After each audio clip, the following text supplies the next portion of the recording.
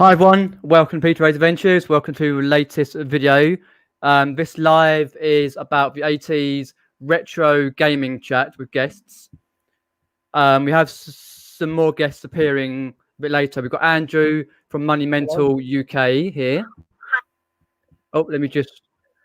and what I've got as well, plenty of bits and pieces to share 80s gaming retro style, plus games that were set in the 80s and etc. So we'll get onto that in a minute.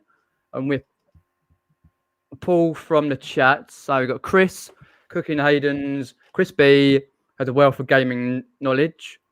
Andrew there, Jamie, who else we got? Darren's in, anything vintage reseller. Rufy, Queenie, Pete, Victoria, Karin, let's have a look down the list. Ashley Carruthers, Leanne, Ali's in, and Stu Mandry as well. So, Andrew, did you ever play any games from the 80s or console? My first ever console was a Nintendo Entertainment System, an NES. With the you're going to tell me that came out in the 90s now, aren't you? It did come out in the 80s. No, the NES was late 80s. Yeah, so that was my first experience of gaming per se. Something like this. I had that's the one. I've got one, yeah. Let me just put myself big. There we go, guys. An NES. Exactly like that.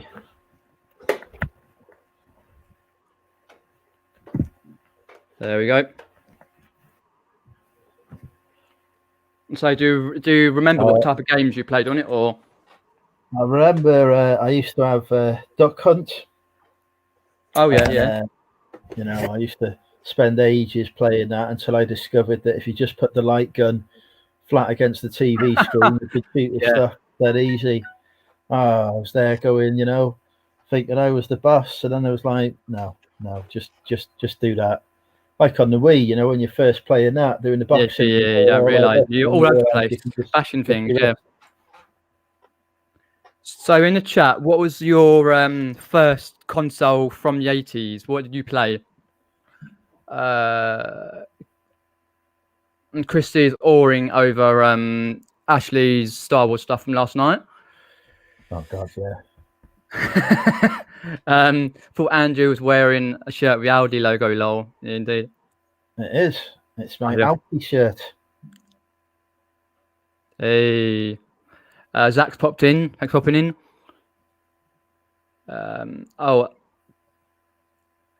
Rosie's popped in there, and Pete says he'll be showing a Spectrum off on Monday. Excellent.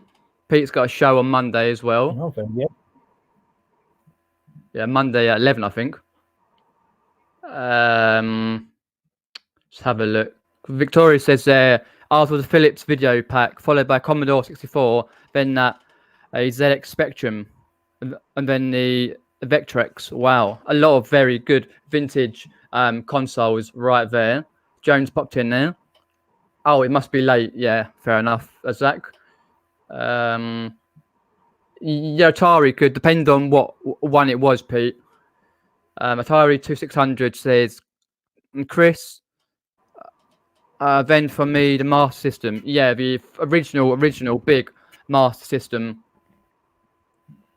Chris, of course, was running his gaming shop in the 80s. As he was born in the 1920s. Indeed, yep. Fred's there. Hi, Fred. Nick's going to pop in shortly. Lovely. Sinclair, Spectrum, Chucky Egg, and Paperboy. Yeah, I remember Paperboy.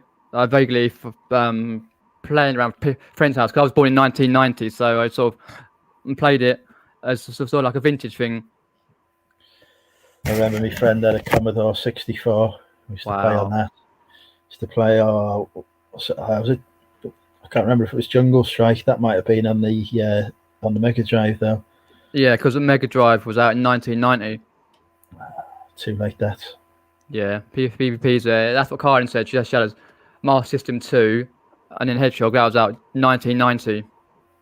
So, Yeah, cool. Just have a look. What else we got here? Couple of games I've got for the Master Entertainment System (NES), which obviously is Mario Brothers / Duck Hunt. I'll put it up on the big screen. That's exactly what I had. Yeah, I had the same game pack. Came with my console. yeah. Because I believe the NES was because obviously most gaming consoles are region locked, so locked to a different region. We're region 2. I think the NES wasn't region locked because if I remember rightly, I've got this Turtles game here. I'll just put it up here. This one's the UK version for the Turtles, Hero Turtles. That's called in the UK, not Ninja Turtles. And then this one here in this Nintendo thing is the German version, but it still plays in the UK, I believe, if I can remember rightly, because obviously you can tell by the German writing at the back, and then obviously it says up there the NES EC. So I think they were region. They weren't region locked, something like that, and then you could play different types of games all throughout.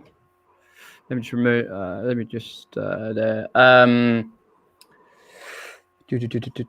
Crispy says.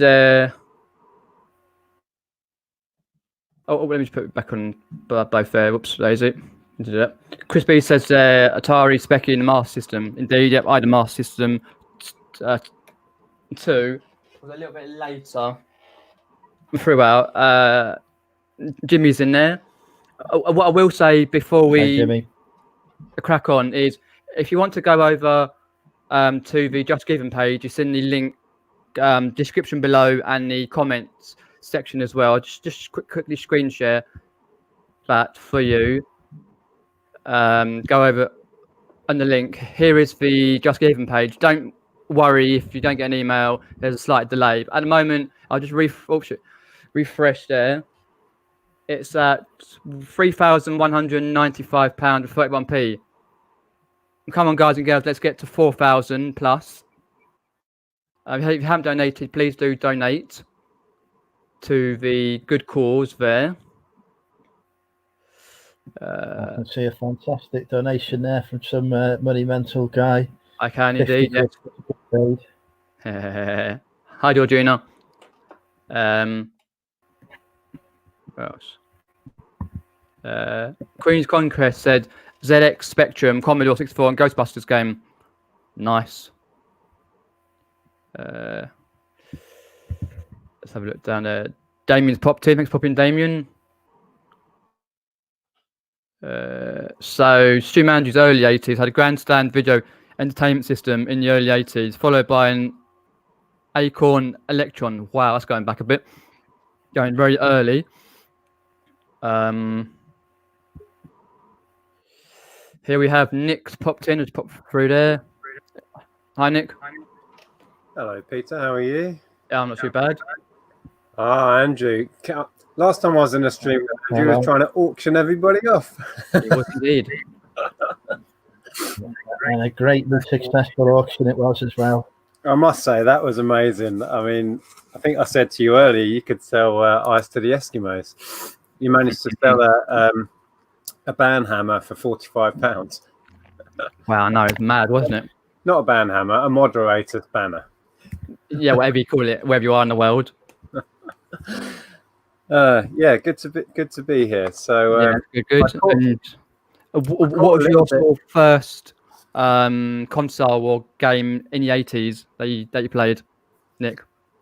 Well, we started with like a little Pong machine, like just to bounce the ball around the screen thing, and it had like tennis and hockey and stuff on it. And then the first computer I ever had was ZX Spectrum 48K Plus. Okay. And that got me absolutely hooked. That was an amazing machine. Really was. Classics like Back to School. Yeah. R-Type, the version of R-Type they had on the Spectrum was just mind-blowingly good. I can imagine, yeah, definitely. Yeah, loads of games. Then I progressed to had a Master System that was still 80s. Yeah, 87, 88. Yeah, the big, yeah. I had the first version of that was kind of angular, and it had a angular, card slot. Had a card slot, and I had some of the cards. I had like wow, it was Teddy Boy on cards. I had Super Hang On a card, and so you had a card slot on the front where it took little like credit card size games. Oh yeah, and the cartridge slot on the top for the wow standard ones. Trying to think the order. I think I went from that to an Atari ST, which would have been very late 80s, perhaps even 1990 by that point. Yeah. Had the original Game Boy, which would have been 89 or 90. 89, yeah. Wow. And then I sold everything I had to get a Super Nintendo. Oh yeah. In 1992, and it was just the pinnacle of gaming for me, and still is my go-to machine. I loved it. Absolutely adored the Super Nintendo. And then I went on from that to N64. Well, I think most of us did, yeah. Yeah, and then PS1, and then I kind of lost interest in gaming after that. I got back into it with the Nintendo Wii. Oh, right, yeah. But yeah, the period for me was the early 90s, late 80s. No, that's cool though. Just to know what you used to play, and was it like you played it at home, or did you play it around friends' houses, or at university or college, or? Well, when I got my Super Nintendo was 92, and then I went to art college in 93, and I took it with me. And we used to go out to the pub, we'd get a big bunch of us, and then we'd all come back to my my student digs, squeeze in, and all play Mario Kart, and we'd have tournaments on Mario Kart. Yeah, totally smashed out of our minds playing Mario Kart on Super Nintendo. Why not? Yeah, but I remember one of my first experiences actually of computer games was the Atari. It would have been 2600, the wood-fronted one. Yeah, around a friend's house, and he had Pac-Man, and that blew my mind. That was pure addiction.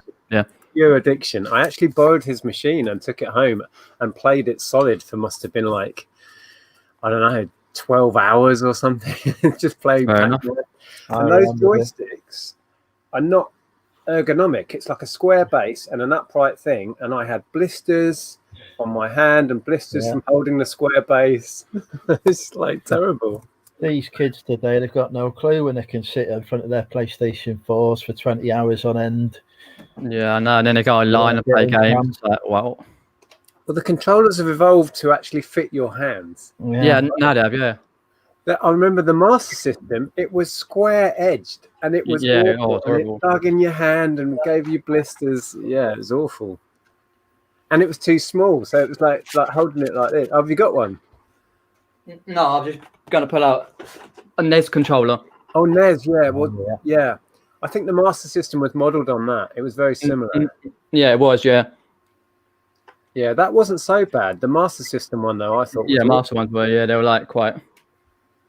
Yeah. Oh. Super Nintendo wasn't so bad because at least it was rounded. And you had the shoulder buttons. That was a huge improvement at that point in 92. You had 2 shoulder buttons. Like, wow. Yeah. Let me just get the chat up. Yeah, I'm just going to read the chat in a sec. Yeah, because I obviously born in 1990, so first console I had was a Master System 2. So that came out in 90. And then I went on to a PS1, and then I had a Game Boy Color. Where should I go on to? Because it was either a choice, get a PlayStation 1 or a Nintendo 64. So I was like, oh, what do I do one Christmas? So I went for PlayStation 1. Many happy hours playing games on there and dying and all the rest of it. It was cool, but yeah, I used like back in the last like 10 years, I got back into the older type gaming because obviously I was sharing the NES. My first ever console. Got it about last year or year before. Yeah, I never owned one of those. A good friend of mine had one. I remember playing the original Super Mario Brothers on that. Oh yeah. And we found the cheat where you could go through the ceiling and run across the top. And you got to like a warp thing, and you could pick which level you walked to. And we thought that was like, we thought we were kings of the world when we discovered that. Kids these days have no clue. And that was before the internet, where you could learn everything and every cheat. We found that out, and we were like, "Oh my god, we've broken the game!" Broken it, yeah. I thought I was the only one in the world who knew about it. Obviously not. Yeah, that was a great game, though, Mario. Yeah, definitely. And then Super Mario Brothers 2 was weird. The one where you pull up the plants, it was a totally different game. Plant. Yeah. Yeah. My first experience of that actually was on Super Nintendo. They released Super Mario All Stars. Right. It had reissues of Super Mario Brothers 1, 2, and 3. 3 was fantastic, but 2 I just thought was weird. It's really odd. Digging up plants and chucking them at people and stuff. It was like, no, the future. Catching eggs and throwing eggs back at the baddies, and I don't know. Oh, there he is, Barty. Yeah. He was lucky to not get auctioned off last night as well. He did get auctioned off. I found a couple of my retro gaming magazines. So this one here with the NES on it. Obviously, you've got like different types of gaming, retro gamers. What else have we got on here? Different types. There's plenty of ones there. Just have a look quickly. Yeah, and it tells you different games and stuff. And find your there. Just flick through. But yeah, it was really cool. And then obviously quite a lot of the gaming after that, and then it's sort of like evolved year on year and until we've got games that we play now, and it's like so futuristic. Because when we used to like obviously go to the cinema years and years back, you used to think that sort of level of sort of in your face that you just sort of thought I can only get that here. But now with modern gaming, you can get that basically sitting in your armchair just playing games. That level of wow factor, pretty much. Do you remember having to play games and pause them because there was no save feature? You'd lose all your progress. Oh yeah. When I really first started gaming, yeah. I remember gaming feeling like it was a lot harder back in the 90s and 80s. Yeah, it was. And because you didn't often have the save function, that was it. You're dead. You start from the beginning again. And some games, I remember Super Nintendo, Super Ghouls and Ghosts. Oh yeah, was so hard. And I had the Japanese import, which was like ramped up to next level hard. Right.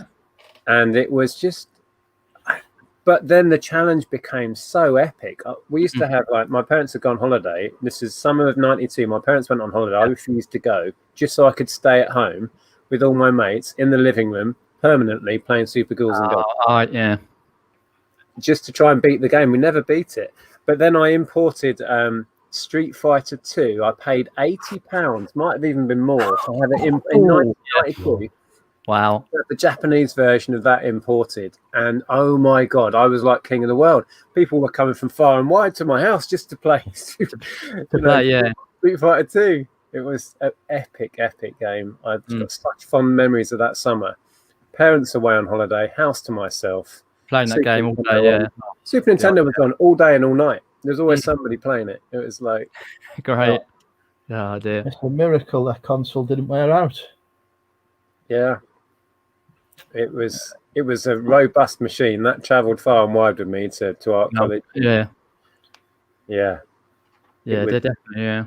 It was used and abused, and then I sold it off because I got in debt as all students do, and I sold it off and regretted it almost instantly. Have a look in the chat. Victoria Plums, California Games, and Track and Field. I remember Track and Field when I was young playing it. Yeah. Baton Bushers. Yeah. Yeah, Stu there is saying kids today wouldn't understand the stress of loading a game by cassette. And that, of course, the Spectrum was cassette loading. And the most frustrating thing was quite often you'd sit through the whole thing for 10 minutes sometimes, if not longer. And then it'd get to the end and then just go, load error. Yeah. It's not like it'd tell you at the beginning. It'd make you sit through this wailing sound. Yeah. Amazing. But of course, you can get emulators for all of that stuff now. You can indeed, these days. Yeah. But it's not the same though as the original. Never be the same. And all of the reissues on the mini consoles, there's something not quite right about not playing on the actual machine. It doesn't feel right unless you've got RSI after 10 minutes. Aye. Yeah. And tuning in an old CRT TV and the whole palaver to get to a game was part of the ritual, really. Yes, tape loading error, David. That was it. That's what it was all about. Just go down the chat. And trying to program in BASIC on a Spectrum.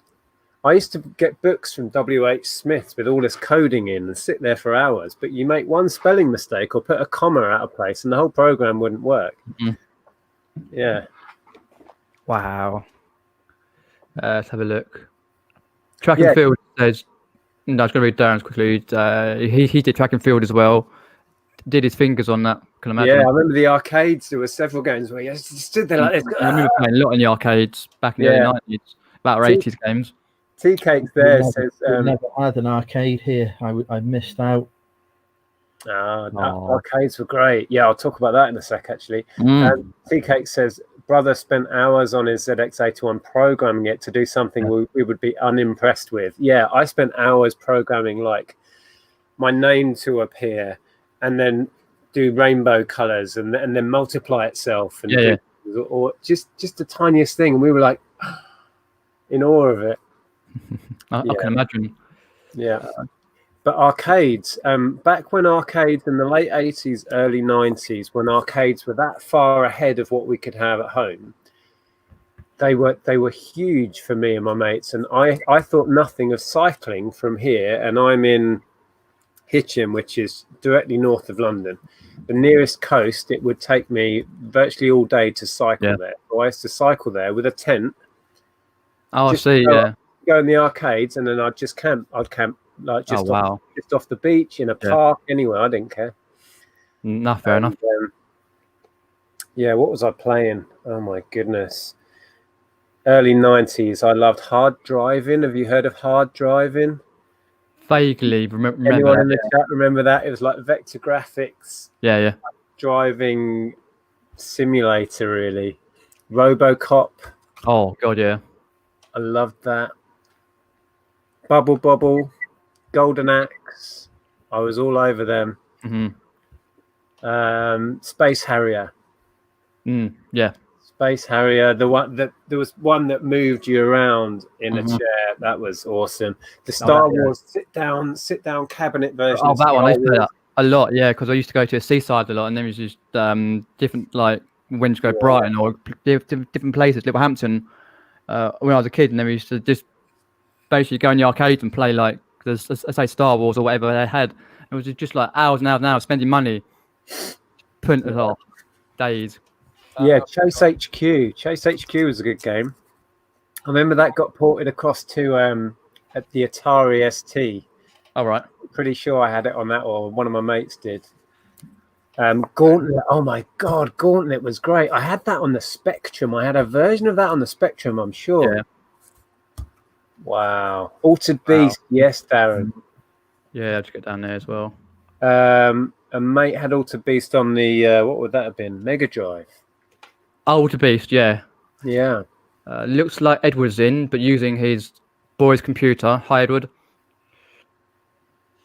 Oh yes, Retro Boot Disc. Teenage Mutant Ninja Turtle 4-player in the arcade. That was great. I spent a lot of money on that. And the Simpsons game that came out similar period, the big Konami 4-player. Yeah, the Simpsons. Yeah. I Oh, no, I want an arcade in Wrexham. Closest we've got is the bowling alley. There must we have haven't been got an arcades. arcade, but I have to go to the bowling alley's always had some arcades in. Come on, there must have been a few. We only had the bowling alley in the this century. Right. This decade, even. No, last decade. What? Yeah, last year. 2015, something like that. We used to have the Hippodrome, but that was more of a cinema. Oh, right. It had about 2 arcade machines in it. Fair enough. So I would cycle to Clacton-on-Sea and go on the pier, and just off the pier there was a big arcade just out the front of the pier. Yeah. And then I'd go to Walton-on-the-Naze and Southend-on-Sea, all on my bike. Yeah. Margate as well. I'm just going to say, Aussie Thrifters there says off to bed, but we'll come back and try and catch up in the morning. Lovely old gaming. Thanks for that, Brad. Even then, actually, I used to like hunting down the retro stuff. The original Space Invaders, they'd always be tucked away at the back of an arcade. There'd be like the original Space Invaders and Galaxian and Mr. Do and all of those classics. And even then, in the early 90s, I'd be going playing on the like really early 80s stuff. Oh, that's right, Ali. We used to have to go to Rill for the arcades down on the North Wales coast. Retro Boot Disc is in Southend. Yeah, they used to have, at the peak of the arcade time, they had so many down there. And Clacton was really good for it as well. And Margate had some great arcades. Do you ever watch any channels that do like retro gaming or arcade gaming on YouTube or anything? I tell you what, have you seen the program with Dara O'Brien? Go 8-bit. What you mean on Dave? Yeah, that's really good. Go 8-bit boys, yeah, I enjoyed that. Yeah, that's great.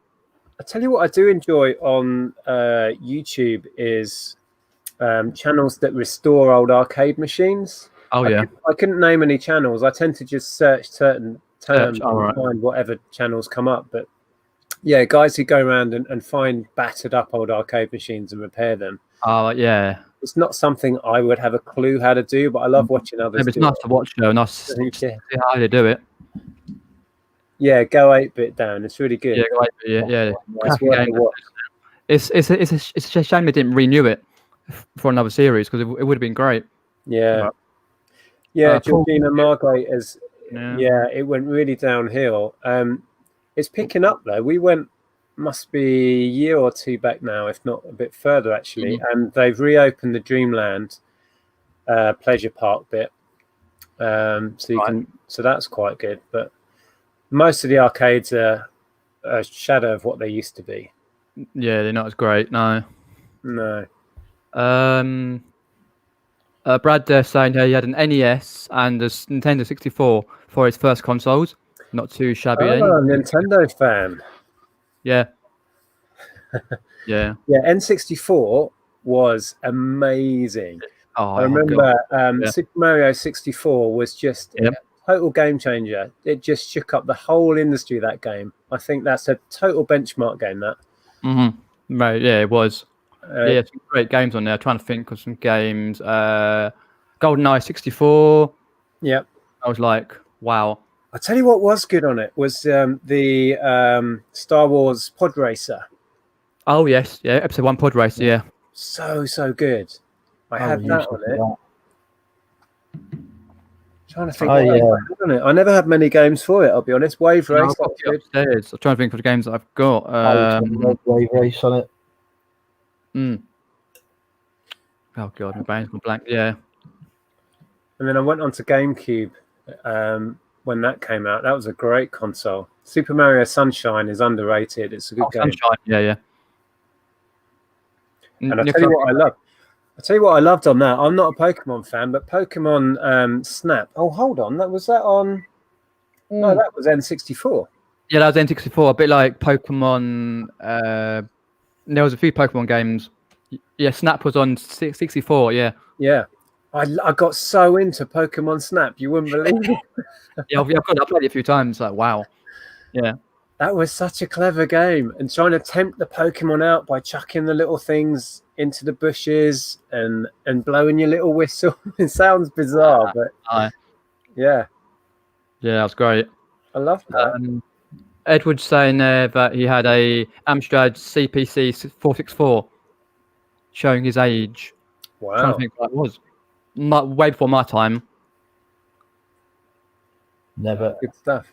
First computer I ever used was a BBC Micro in school. Fair enough. Yes, actually, that was one of my first experiences. Was a BBC primary school. I must have been about 10, so we're talking 83, 84. Is that when they came out? And we had Chucky Egg. It was the only game we had in the whole school, and we all sat around on lunch break playing Chucky Egg. Yeah. Oh, Karin says, I spent a whole summer watching my boyfriend and his mate play GoldenEye. How sad. I can imagine that, yeah. Wow. It's just like how they, even though the graphics don't really hold up to this day, but it's still a great game to play, because the N64 controller was just that, it was weird. You couldn't sort of, not like a PlayStation 1 or anything like that. It was just basically the stick in the middle and you press the button to the back. Oh. I think the N64 was a groundbreaking console in so many ways. I mean, for first-person shooters, GoldenEye changed the landscape. Yeah, GoldenEye, 3D platformers were never... No. It was all about Super Mario 64. That set the bar for future platformers completely. Yeah. And that console, amazing. Yeah, because they went on to, after GoldenEye, they went on to Perfect Dark. And that set a benchmark as well. Yeah, well, it was Rare, wasn't it? Because Rare, yeah, they went on to huge things. I used to play GoldenEye for hours and hours and hours. And what about the two-player mode, though? On the multiplayer mode, did you play on any of the characters? There's plenty of characters and guns to use. There used to be Odd Job all the time. Oh, right. Yeah, yes. Oh. Even the multiplayer mode on the GoldenEye was only a last-minute addition because they weren't going to put it in there. But they sort of managed, they rethought about it and then they put it in there. But yeah, it was great. Yeah, Mario Kart was great on the N64 as well. Yeah, Mario, yeah. I remember many drunken nights playing Mario Kart on the 64. Oh, right. I kind of mastered it on the SNES. I claim to be unbeatable. I was at that point in time. These days, probably not so much. But N64, there were so many people that could beat me. So it's much more of a level playing field. And we just got so hammered at parties and played that drunk. It was great. Everyone could beat me at any game ever. My gaming ability is not good. Oh, it never stops to this day, Andrew. Sensible Soccer was my first experience of a 40 defeat. That was a great game. Yeah. I played a lot of Kickoff. Yeah, I sold that the other day on the Amstrad. Yeah. I've never got into FIFA. I'm not a big football fan anyway, but I've never really played FIFA or Pro Evo or any of the modern ones. It was just Kickoff back in the late 80s that did it for me. Yeah, I never played FIFA much. I think the only one I really played was FIFA 2001. Oh, we've got a legend popping in. Zahir. Hey, hi, Zahir. Hello. Hey, how you doing? How you doing? He's doing his Captain Morris walk. You what? You're doing your Captain Tim walk. Yeah, walk around the garden. See how much you raised if you walk around the garden twice. No, I think he's raised enough, hasn't he? I don't think we've got raining now. Yeah. How are you, Z? Outside for them. I'm good. Just chilling. That's cool, mate. It probably wasn't a wise day for the barbecue, but I'm gonna try. Fair enough. We were just talking about football games. You were back into the retro football games, weren't you? Kickoff and Sensible Soccer and stuff. I was mad about Sensible Soccer. Yeah. Mad about Sensible Soccer. Yeah, like I used to leave my Amiga on like all the time because obviously you didn't want to load the discs up every time. Oh, I see. So I used to leave my Amiga switched on and then come back from school and play and then like play in the morning before school. And obviously when your friends came around, they only were able to stay for a little while, so you had to make sure everything was ready. So we're loading the game up or anything. I spent hours on Sensible Soccer. I was hugely into it. And when they introduced like transfer fees and things, it was just mind-boggling. Yeah. It was really basic compared to today, because obviously like back then you could literally, to increase your player's value, I remember you used to have to put him in a position that he liked. So you'd end up with the most wonky looking formation. So you'd start off with a 4-4-2 formation. It would end up just looking. Oh, we lost him. Yeah, he's outside. Yeah. We lost you, Z. Yeah, we lost you, mate. Just say hello to Antoinette Daly. Okay. Sorry, I think I lost you all there. Yeah. But yeah, it was pretty cool. It was pretty cool. Archie says, I remember when Outrun came out on Spectrum and Commodore 64 on the same day, sold over 200 copies on day one. Wow. So they must have had a store back in the 80s. Wow. That's crazy. When we had our game store, the big releases that stand out for me were when the Wii came out. We pre-sold loads of that, and we sold out of virtually all of our game stock instantly. The demand was mental. And then when we used to do midnight releases for COD, and we'd get people coming from the pub plastered to pick up their like pre-orders of COD, and then they'd go home and play it, and they're all completely wasted. They've been in the pub waiting for us to open. I did that. Best time to play, I suppose, is the first night. Grand Theft Auto 4 midnight release at Game Station, I think it was at the time. So I sat in Wetherspoons next door until chucking out time. Yeah, and wandered over. Yeah, didn't even play the game when I got home because I passed out. I was too drunk. But the next day, I think like my first game that I did that for was and I think the first time I ever did it was when the Game Boy Advance came out. Oh yeah. When the Game Boy Advance came out, I think I went to. At the time, we used to live in North London in Archway, and then me and Beck got the tube down to. There was a massive, I think it was a Tower Records, in Piccadilly. Yes, and, I remember that shop so well. Yeah, huge Tower Records, and we used to going like DVD shopping at like 3 a.m. because they used to be open 24 hours. It was just something to do, and like when we went there, like I remember pick up the Game Boy Advance and Rayman and some other game that was out at the time. I can't remember. Probably some Nintendo game. F-Zero, that's what it was. F-Zero. Yeah. I remember doing that. And then after that, I think I didn't do another midnight thing until Halo 3 came out. And then after that, I kind of was like, nah. Oh, Art Journey says Software Plus. Yes, I remember the conversation now. Sorry, I honestly forget who I've spoken to about what. I speak to so many people. Let's have a look. Yeah, the thing is with gaming, you've got to be so careful because Beck still has this photo of me, like asleep, with my headset on, with like an half-eaten apple pie, with like. Oh gosh, I don't think she shared it with anyone yet. I've been like, no, please don't, because it's a horrible photo. It's like one of those. It could be an advert for why not to play games. I feel the need to message her and say I've got an idea for Sahir's stream. No, honestly, somewhere there's a photo of my parents' front room. The summer of '92 that I was talking about earlier, when they went on holiday. And our front room, the whole floor is just covered in sleeping bags and pillows where we'd all just lie down and we'd be playing Super Ghouls and Ghosts and Street Fighter 2. There's a photo somewhere of a bunch of me and my mates all like just camped out in our front room, and we stayed like that for a week. I think like with everything, technology has been such a good thing, but it's also been such a bad thing. I heard Nick talking earlier about arcades and how important they were. Mm-hmm. And like I remember back in the day on Tottenham Court Road, there used to be an arcade called the Goodge Street Arcade, and it was like a dingy little thing. They had like gambling machines on the top floor, and then you go down this set of steps and you'd enter this world, and it was mainly fighting game fans. So it was like the whole community, like the whole fighting game community in London would be there.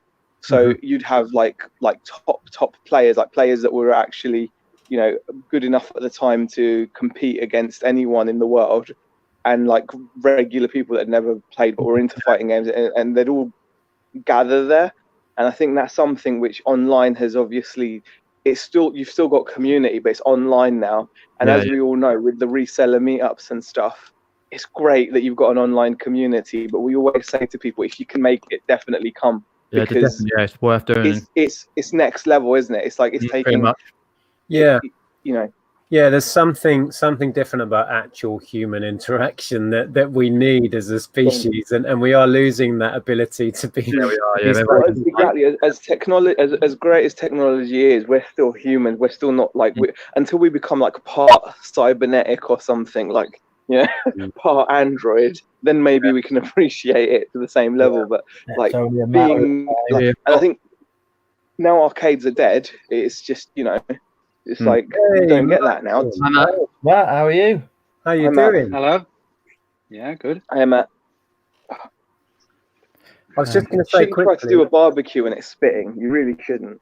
I was going to mention the Trocadero and Sega World at the top, and somebody's just put it in the chat. Did you used to go down there? I loved that place. I used to like Trocadero, but Trocadero was like much more. It had like pretty much all types of games, didn't it? It was Yeah, I remember being there when Virtua Fighter came out, and the crowd there and the cheers when people were playing it. It was like next level crazy. But they used to hold tournaments, and every Friday it was like Friday night and Saturday night would be like tournaments, and it was amazing. How are you doing, Matt? I was going to say, looks like Edward had he got a full arcade machine for Christmas apparently. Good. Nice. His missus bought him a full arcade machine. Get away. Wow. What an original! That's amazing. It must be.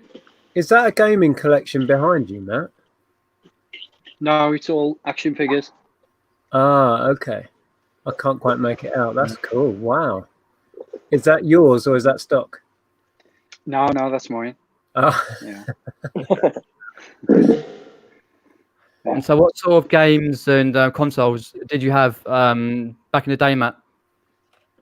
I think the first ever console I had was the Atari 2600. That was the first one I had. That's what I can remember playing, like Pole Position, Keystone Capers, just all the really bad games. And then I jumped up to, I think my brother had Spectrum and a Commodore. And then I jumped up to the Master System, had the Sega Master System, and then the Sega Mega Drive, which I had for years and years and years. Yeah. Yeah. Like, for example, some of the first games like I fell in love with was like Streets of Rage, Golden Axe, like the platform beat 'em up games. I loved those, I'll put it on the big screen. Golden Axe. Yeah. Classic. That was great in the arcade. The arcade was where I played that the most. Yeah. Then I've got this one, a karate game, Black Belt. Oh yeah, I remember that. That's a bit random, but 80. An underrated game on the Master System is called The Ninja. Right. I don't know if anyone's played. Yeah, I can remember that. It was really hard, but so good. I just remember playing James Pond on the Master System. Oh God, James Pond, yeah. James Pond was good. Yeah, that was an Ocean title, I think, wasn't it? Yeah. Is that Ocean? Something like that. Just put these down there. I used to love the Psygnosis games. Do you remember that company? Yeah. Shadow of the Beast and that sort of stuff. And great. And then I got this one here for the Mega Drive, which was Super Thunder Black. Thunderblade. Blade, yeah, sorry. I got mixed up. Blade. Yeah, that's a really hard game, that is. Let's have a look in the chat. Go through. Art Journey says there, Gauntlet 4-player. Yeah, I really enjoyed Gauntlet. It was so good for the time. Let's go down there. If you've got any questions, put your question in, what your question is, and I'll get through to it. Because it's just jump. Look, it's popped in. It's popping in. I remember Echo the Dolphin, Ali. Well, Echo the Dolphin. Oh, yeah. on the Mega Drive. Yeah, that was a good game actually. It was a weird concept for a game, but it worked. Indeed. And they brought out a sequel as well. I believe so. Yeah. Yeah. Looks like Retro Space Trader there. It's popped in and says Nintendo 64, Smash Bros, Pilot Wings, Blast Corps, Perfect Dark, WCW versus that means NWO. Ah, cool. Here's a question for you, gentlemen, and Zahir Garden. What's your favourite video game franchise of all time? Mario Kart, hands down. Favorite franchise? Oh, actually, no, the Super Mario series. Yeah, well, it's close for me.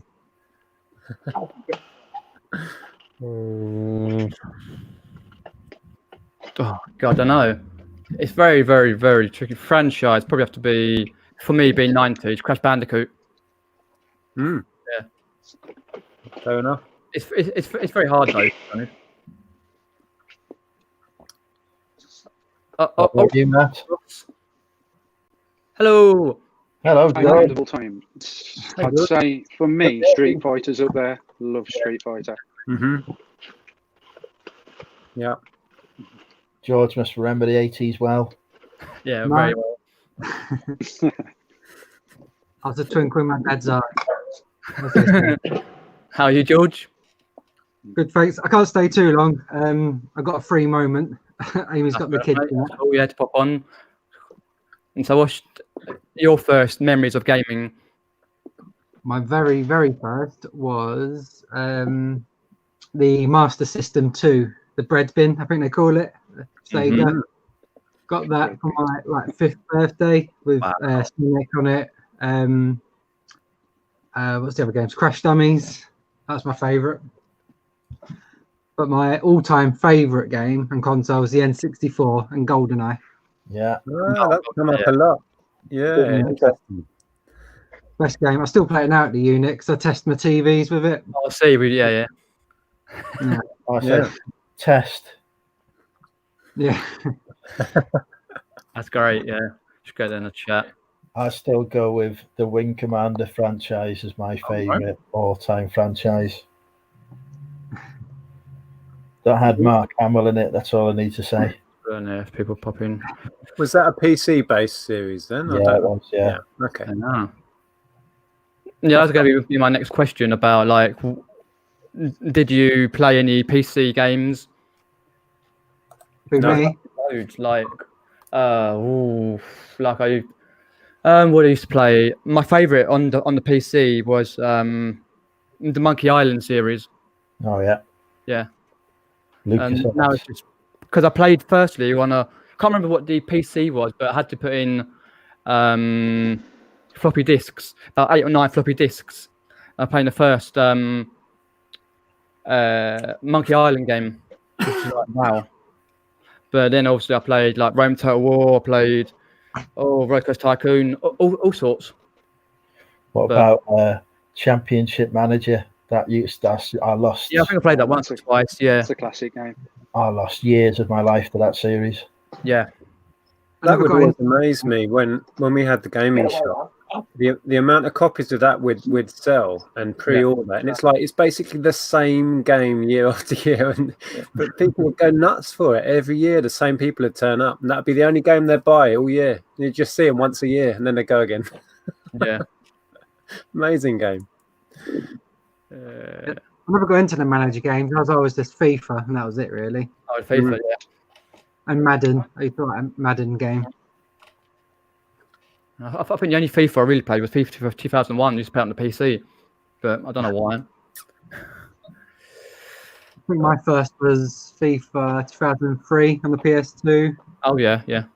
I think I had Ryan Giggs on the front, and how do you say it? Davids, with one of the glasses. Yeah. That was awesome. Scored from the halfway line and everything. Fair enough. Where's my burger, Z? Wind him up. Pardon? Where's my burger? Yeah, sorry about that. Yeah. Oh, cooking with Zahir. In the rain, yeah. No, I don't know. It was a spur of the moment thing. All right. The weather's not the best, but Man, cook meat. Meat on barbecue. Final Fantasy, yeah. That's the beast of a series. First FIFA game I ever owned was World Cup '98. Oh, what? Yeah. Tell a lie. I had that one as well. Yeah. Yeah, I've got it at the moment in my collection for 64 Nintendo. But yeah, it was a good game. Chris says in the chat there, loved Moonwalker on the Mega Drive. Anyone remember that? Oh my God! I remember Moonwalker. Hi, Yeah. George, by the way. Hey, Zeke. Yeah, I remember Moonwalker when he used to do that, when he used to kind of start making everyone around him dance and then go out and then everyone would drop dead. Yeah, then when you go through awesome. and you pick up the kids. And the really tinny versions of the digitized songs. Yeah. Hi. Wow. It was a good effort, that game. I'm just trying to get down the chat. Sorry if I'm missing your questions. There's quite a lot of chat here. Thanks everyone for popping in.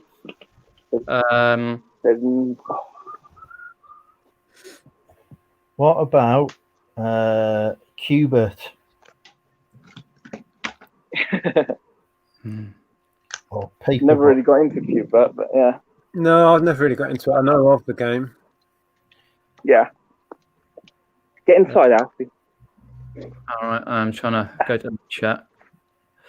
What have I got here? I've got some games that were set in the 80s, but not actually originally. Like, for example, you had the Shenmue games that was set in the late 80s.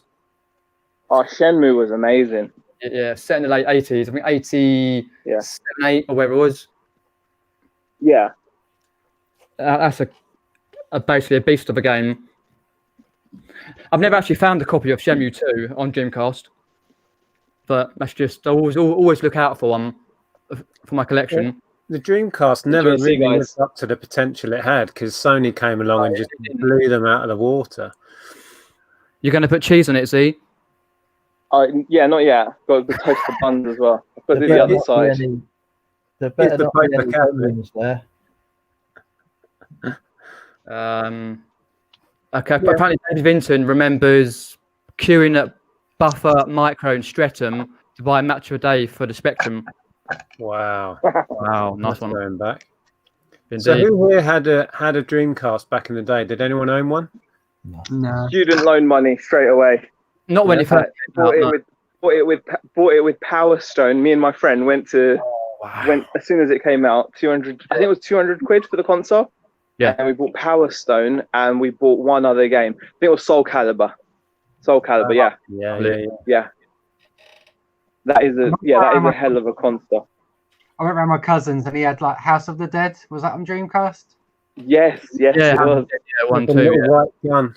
Yeah. I used to play that on the arcade. House of Dead. Yeah. And I was on it. I remember working in retail around that time, and once Dreamcast kind of lost traction and Sony took over, you couldn't give them away. The game, there was piles of games everywhere, and it was like, you know what I mean? Well, it was a story of Sega. It was a story of Sega because like even the Saturn was amazing at 2D gaming, but they saw that Sony was getting so much success with all the 3D stuff. 3D games just didn't work on the Saturn like 2D did. And just one of those things, isn't it? Yeah, definitely. There was quite a few big flops around the early 90s and then through the 90s. Do you remember? Anyone remember the Atari Jaguar? I was just thinking about the Jaguar. Yeah. And then the Lynx. The Lynx was actually a really good machine, but that kind of bombed as well. All right. Did anyone here buy a complete fail of a console? I did actually, but I always went with what was popular. Yeah. Yeah. I know I used to have like a Game Boy Color, and I used to have all the extras. Like I used to have the Game Boy printer. I used to have the what else? Because I always could get the battery pack for it. Basically, everything that the Game Boy Color had. Because I used to be a Pokemon fan. All Pokemon, like yellow, blue, red, all of that. And I've still got a couple of the games upstairs. Not really brought because obviously the collection went years ago. It happens. Yeah, because you could get a camera for the Game Boy, Yeah. and then you could print out your tiny little pixelated images. Yeah, definitely. You could loads of stuff. Let's have a look. Amazing. Yesterday at my unit, I was testing a Philips CDI. Oh yeah. Nice. Never heard of it, but I was testing one and it looked rubbish. Yeah, that was a short-lived thing. Darren's mentioned the 3DO. That was a failure as well. Early 90s. Carlo B says he was a Metal Gear Solid fan. Yeah. I think that's for me. I preferred Metal Gear Solid to Final Fantasy. But Chris says he saved up for Lynx for ages and then took it back for a refund because it was so bad. I thought that was meant to be quite a good console. I never owned one. I remember the Game Gear. A friend of mine had a Game Gear, and that was amazing. But it used up the battery so quick. I had a black and white Game Boy, and that would last like 10 times as long than the Game Gear. And I think the Game Gear took like 6 batteries. Yeah, and it just ate them up. I don't know. I've seen it on channels. It had a TV area you could plug in. You could actually use it as a portable TV, which was like mind blowing back then. I think I found the Lynx 2 last year at a charity shop for like a 5, and it didn't look very good. You're back. There was a Lynx 2, was there? Like they changed it. I'm pretty sure it was the Lynx 2, because when I was researching it, it wasn't the original one I had. I had the number 2 apparently. And I went for like I think I went for £200 because it was all working as well, which was cool. Yeah. Wow. Just looking at it's 1991. The Lynx 2 came out. Wow, I didn't know there was Lynx 2. I know the Lynx, but best year 91. That was a year before. Because Chris said there about Moonwalker on Mega Drive, I was just trying to think because Michael Jackson had some songs, some of his songs painted on Sonic the Hedgehog. I think it was it number 2 or 3? Before they had to, because quite a lot of the, I think it's either 2 or 3, the Sonic the Hedgehog, they sort of released with his songs in, but whatever happened at that time, around 92, 93, and they had to sort of quickly get rid of them. But quite a lot of the games were already released with his sort of like cut down version of his songs on the Sonic games. Oh, I didn't know that. What? And then they cut them out because of the bad press he was going through at the time. Yeah, because of on his court cases. Right, that would make sense. A load of them were already released. Someone else, Myra, says there she liked Roller Coaster Tycoon, Zoo Tycoon. Yep, the games I played extensively in my teenage years. Absolutely, on the PC. I still sell those on a regular basis. Yep. I played a lot of coaster. Get people on, and then you just fly them off the edge. I played a lot of Sim City. That was quite good. That was on Super Nintendo. I had that Sim City. Wow. Just have a look where I got here. You could build a city, and then you could send in natural disasters to destroy it, which is quite satisfying. All right. Who was your favourite, Mario or Luigi? Mario. DK. Yeah, Mario. Definitely Mario. Yoshi. All right, a bit far out, yeah. Which character would people play as in Mario Kart? DK. Princess, what's her name? I'll go Princess Peach. Yeah. I always played as Toad. Yeah, Peach. Peach or Mario, yeah. Getting back onto some modernish type. Sorry, I'm knocking things over. Modernish type games. So I know most of you played Vice City, set in the 80s, 86. Yeah, that is the greatest game set in the 80s, I think. Yeah. And then it had a really, really poor game, which was 84. That was pretty poor game because you couldn't do a lot on Vice City Stories. That came out after Vice City. I've got it on the double pack as well, which includes number 3 in Vice City, but Vice City was the game for all games. That double pack, I think it's the version of that came out on Xbox. I don't know if it still holds good value, but I've sold the Xbox double pack with the card sleeve for pretty good money, so it's worth picking up. Okay. I couldn't tell you what it goes for now. Is Fair is the PlayStation double pack worth much? Any idea? I'm not sure actually.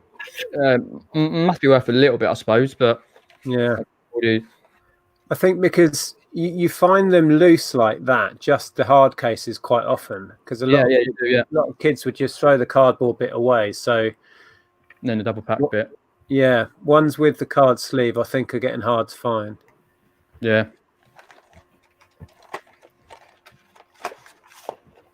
Yeah, many hours spent on Vice City, but I think the first Grand Theft Auto I owned. We had a great shot of Barty's nads then. Barty's bits, full screen. Full screen, hey! Behave now. There he is. Oh, we can't see him now. YouTube again. Someone's asking me if I played Luigi's Mansion. Yes, that's a good game. Yeah, that was great. I've not played the reboot. They've done a reboot of it recently. Right. I've played. And there was a number 2 as well, wasn't there? I think. Yeah, I had the original on. It's GameCube, wasn't it? The original. Yep. Yeah. Yeah. I remember getting the display GameCube from my work. Yeah. You know, they had them and they gave it to me for a tenner because they were trashing the stand, and if I'd only known the value of the stands would be now, they were literally trashing the stand. Yeah. And I said, "Can I at least have the GameCube?" I've been there before because obviously I've worked for Virgin and other companies, and when something's at the end of its life, it just goes and skip. It's just like you are tasked to destroy or get rid of something. They don't give a monkeys. There's so much stuff is just binned. It's crazy. Mhm. Down the list. A game that Andrew would have liked was Samantha Fox Strip Poker on the Spectrum. That was David said. How many people even remember Samantha Fox? Oh, of course I do. I'm old enough. Well, I remember the name. I remember she made some songs. She had a pop career. She was huge in like the Far East and all over the world. I always like a good fox. Talking about that type of games, do you remember Pamela Anderson VIP on PS1? No. I remember Leisure Suit Larry. Yeah, that's a good game. Fucking put myself up. Wasn't there a Playboy game on PS2? Playboy? Yeah. Yeah, there was a Playboy game. Yeah, I've got that on Xbox. There we go. Oh, I do remember the cover now. Yeah, I've got it on the PS1. Yeah, I got it from my local car boot. Yeah, because you had the Playboy ones as well. Yeah, quite a few different types of. Looks like a good game, Pete. Indeed. Could you give us? Hi, Kay. Give us a bit of an insight. Wow. But a game like what I did like when I played in the arcades and on the PS1 was like Time Crisis. I used to play that for hours and hours and hours. Time Crisis 1, 2. Just amount of like even with a light gun I had. That was huge. I remember when around the time that came out, we used to drink in a place called Smiling Sam's, which was like a big bar and an arcade, and it had pool tables and all that. And there was like a permanent queue at the Time Crisis machine. Yeah, you'd literally have to queue up for half an hour to get on the damn thing. I'll tell you what I used to like playing was House of the Dead as well. Yeah. That was huge in the arcades. That was indeed. Wow. I still play it now if I see it. Yeah. House of the Dead did a remake on the Wii. There was something so satisfying about being able to blow chunks off them and they still kept coming at you. But one of my favourite games on the PS1 was Resident Evil. The first one, especially like as you progress through the dining room, go through that door, and the first like you turn left and you turn right again. That first zombie, used to be like shit me up. Pretty much, used to get scared. with that one, but it was a great game because I've just recently completed again Resident Evil 0, which is a remake on the PS4, and I just love all the Resident Evil games. Like, the game I like best is Resident Evil 4, which was set in Spain. I think it came out in 2004. I think like technology affected so much the genres that came out.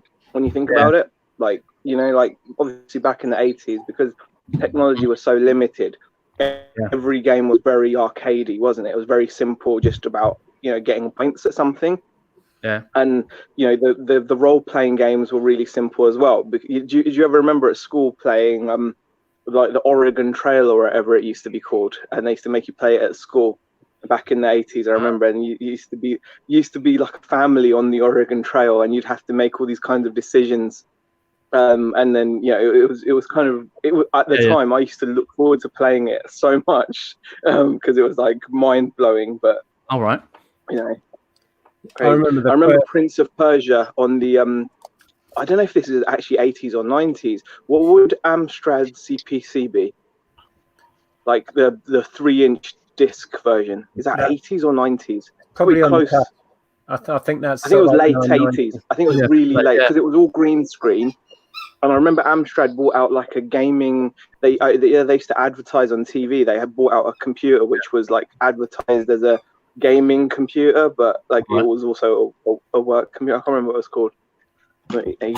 Fair enough. I remember playing Lord of the Rings on the Spectrum. It was completely text-based, and it would just be make a decision, and then you get another screen with more text.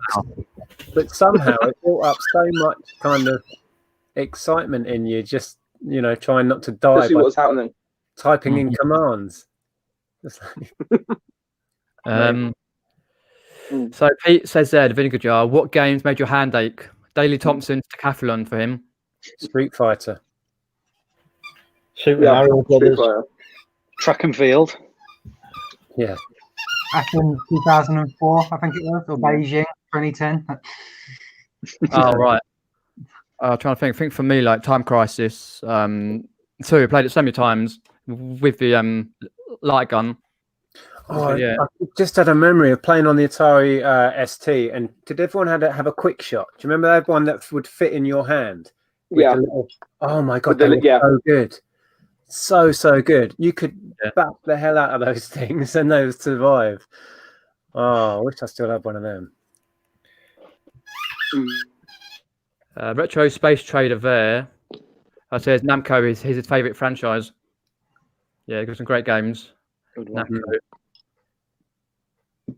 Namco. Which ones have you got, Georgina? Because you've got some Dreamcast games in a cupboard. Let us know. If you've got like Street Fighter 3 Third Strike or Marvel Capcom 2 or something. Thing is, with the Dreamcast, that was at my stage where I used to like modding. Well, not myself, but I used to get my consoles modded to play the Japanese versions because, like, I just preferred they used to be different to the UK version. Sometimes you'd even get different characters and stuff. So.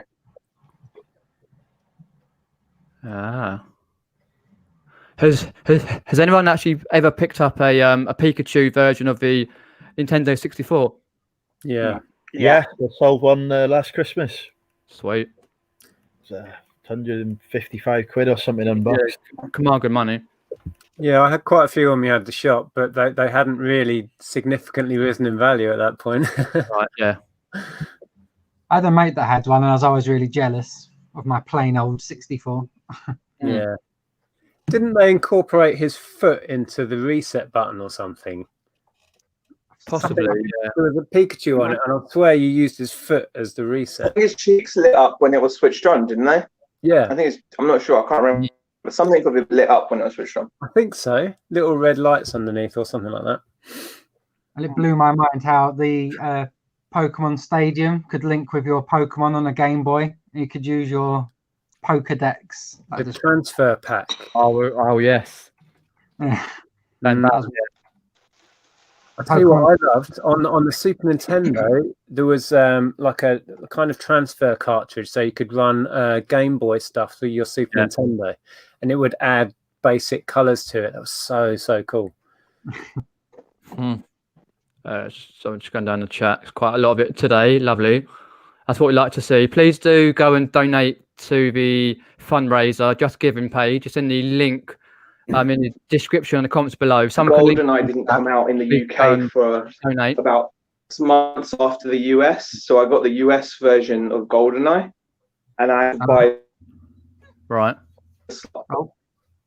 And you put your card. You used to put this card adapter in a slot.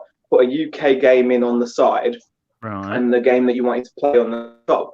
And I didn't realize that by doing that, if your game that you were using, the UK game you were using, was a game which stored saves on the cartridge, it would wipe it. So when I first got it, I actually used my Mario 64 cart to play the US GoldenEye. We're using this adapter, and it got rid of all my progress. You know, like you had to get all the stars. All that hard work wasted. Yeah, it was. Well, it was an excuse to just play it again in the end. But it's a great game. Yeah, just following up on what Pete was saying there. People who are just joining this may not be aware. For this whole weekend, all of the YouTubers, as part of this little community we have, are trying to all commune to a Just Giving page. And can I give you a running total, because it blew our minds this morning? Yeah. Let me just refresh it. Between us, we've currently raised £3,215. That is great. Wow. If you can only afford £1, I mean, that would be ideal. I mean, some of the streams have had 200-300 people in. If they all put £1 in, that's huge. Yeah. We know times are difficult for a lot of people right now, and there's some incredible donations, but don't let that put you off if it's only £1 or £2 you can put in. If everybody did that, we'd raise a lot of money. I need to donate. I keep forgetting. Yeah, might as well get that in. Yep. Here's the game on the PS2. Do you ever remember that one? BMX XXX. Yeah, it was a bit like. I always wanted to take it out in Blockbuster, but my mum didn't let me. All right, yeah, I put it on in my collection. Right, I'm gonna have to dip off now, Peter, to eat my lunch, but I'll watch. Cheers, Andrew. Thanks for popping in. Thanks, everyone. See you guys. See you later. Okay, mate. So can anyone remember the worst game they ever actually shelled out their hard-earned cash for? Oh dear. What happens when the screen goes blank? Does everyone's screen go blank, or no? Just you, I think. Just mine. Yeah. You are lagging a bit. Fair enough. That's cool. Your connection is really bad to hear. You keep cutting out and. Oh, okay. I'll dip out then. All right, guys. I'll see you later. Cheers for popping in here. Worst game ever played. Oh, what a brawl. That's hard. Worst game you ever invested money in and then thought, oh, damn, what have I done? Because I don't know about you guys, but when I was buying certainly for Super Nintendo, you couldn't get anything discounted. It was like £40 a game. And back then, that was a lot of money. Some were more than that. And that was like a couple of weeks worth of 3 or 4 paper rounds for me. And if I bought a dud, I was livid, and I didn't really realize you could take a game back. Right. Oh yeah, I absolutely exploited that once. I think it was with the Dreamcast. Game was doing this offer where 14 days, if you wasn't happy, you could just take it back. Yeah. So I just kept playing the games and taking them back, and in the end, the manager came out and he said, "Look, it's not a library. You can't just keep returning them." So I returned it once more, and then that was it. Yeah, that was on the Dreamcast. It was like a tennis game, Royal Rumble. I think I went through about 5 or 6 games within a month. I think they changed their policies and didn't promote that angle much after that. Yeah. I know I had a game on the PS1 that I brought back in the day, WCW Backstage Assault. That wasn't a great game. I invested when it came out, it was a fair amount of money, but it was just basically backstage fighting, and the graphics were horrible, and it didn't get rave reviews. But I can't remember. There's probably a fair few, but yeah. I'm struggling to remember any really bad ones, because because it was such a big investment back in the early 90s, I would read all of the magazines, and I would only buy games that had been reviewed up in the 80s and 90s plus. So There were very few. I did buy a second-hand game called Super Adventure Island on the Super Nintendo, which was pretty poor. But I got that second-hand, so it wasn't a huge amount of money. Fair enough. I just want to answer Georgina's. Yes, if you go down in my description, I've got the from my stream all the way up until Monday, who's going on tonight and on Sunday and on Monday. So do go check it out. I think Laine's on at 11 tonight with her stream. Yeah, you check that one out as well. Let's have a look. Just jumped. Hi Kirsten, thanks for popping in.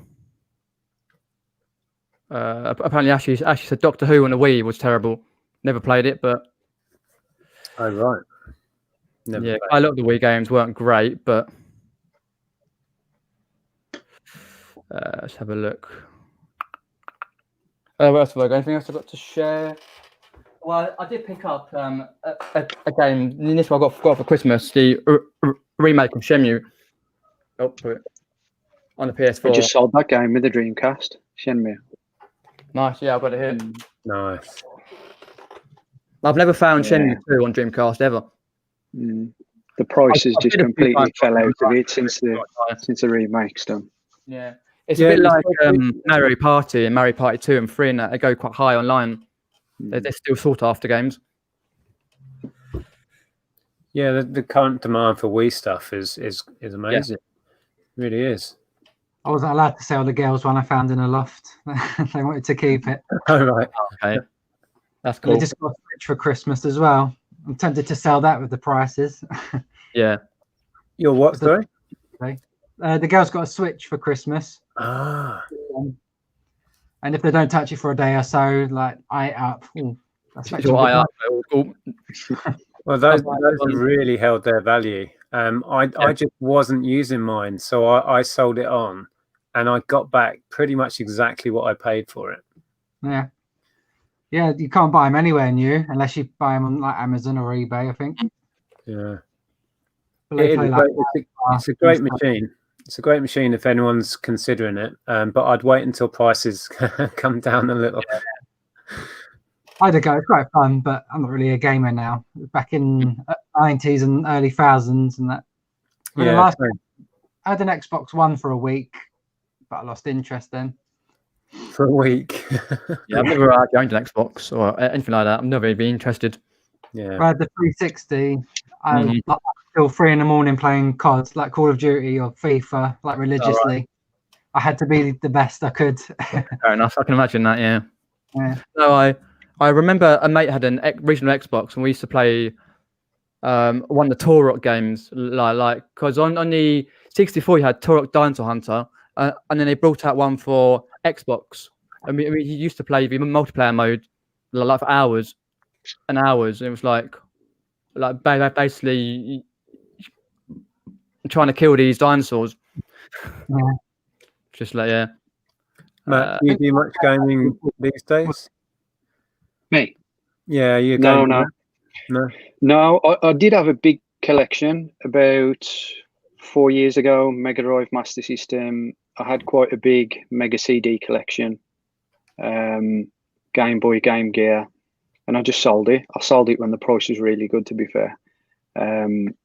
Just got rid of it. Didn't have the space for it. Like these units I've got back here, I think I had about 5 or 6 of them, and I was never going to be able to get what I wanted to get in the room. So I just decided that was it. It was enough, and I sold everything. Did you sell it off? The last console I had was the Dreamcast, which I sold a couple of days ago. That was the last one. Okay. Did you sell it off piece by piece, or did you job lot? No.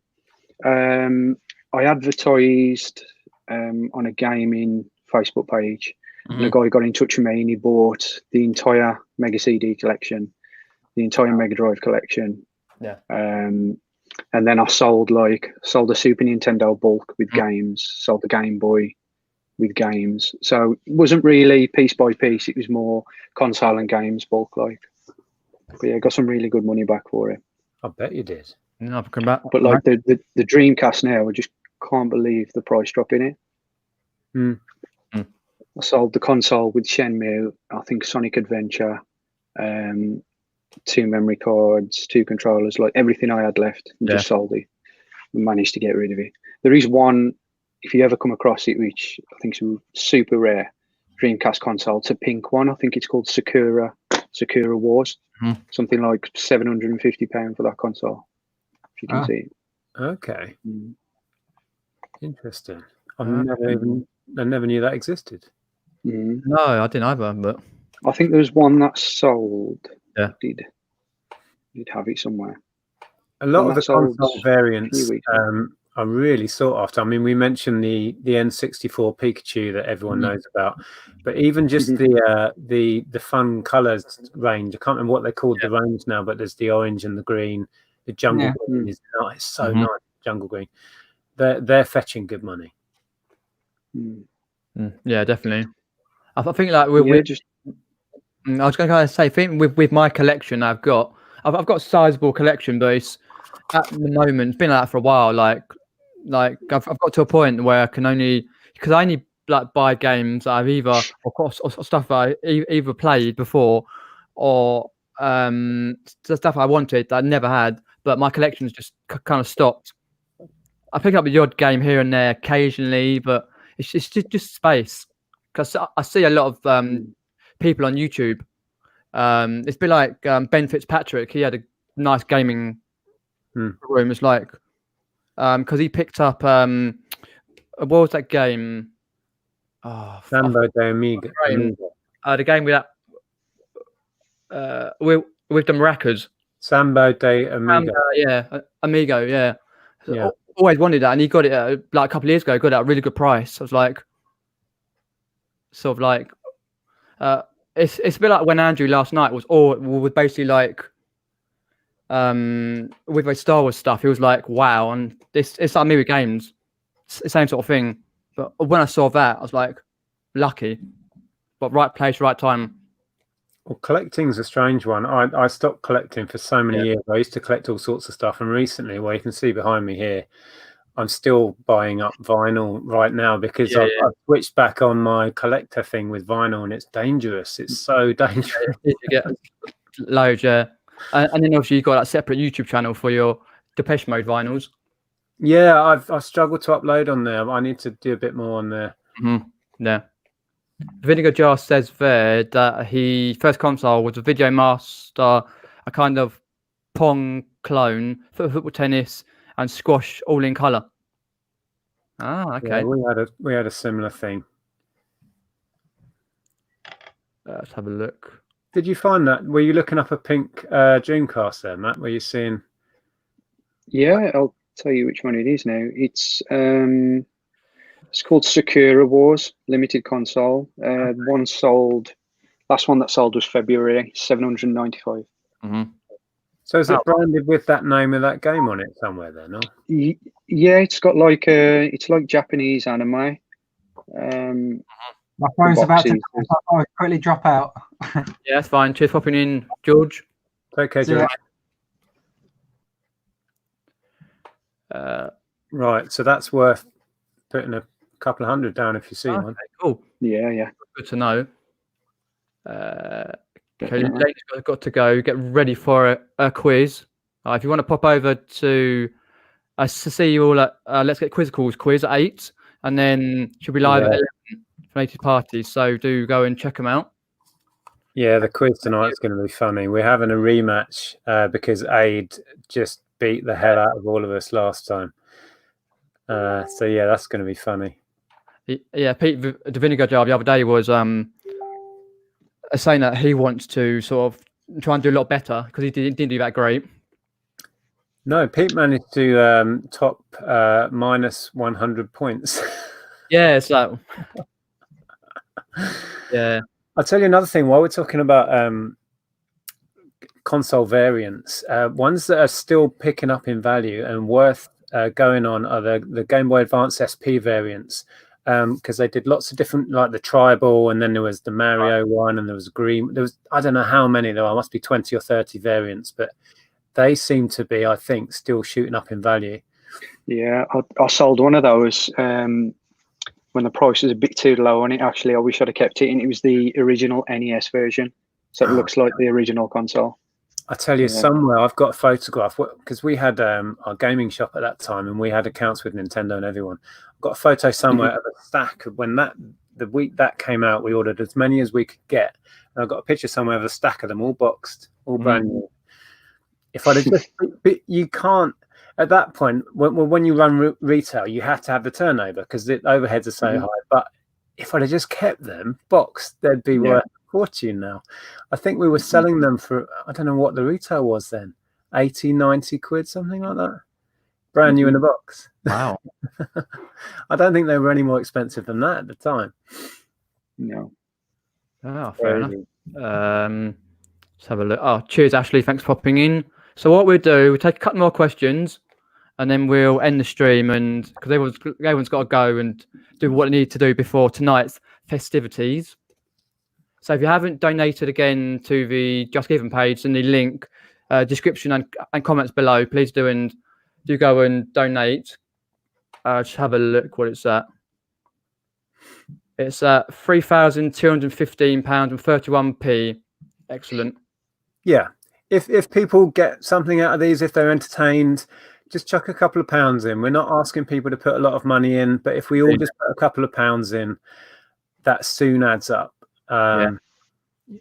Yeah, that's all we're saying. Yeah, brilliant. We've been overwhelmed by the response so far, so thanks anybody who has contributed. I know yourself, Pete, you put some money in. Thank you so much to that. Indeed, yes, I put 2 lots in. Yeah, it's just whenever we do these charity things, we are humbled by the response. Yep. Oh, Tommy Bernard's popped in and says Super Nintendo 1-chip variants are going higher and higher the more people figure it out. I sold the console only $125, which is crazy for an SNES. Wow. 1-chip variant. Interesting. Trying to think.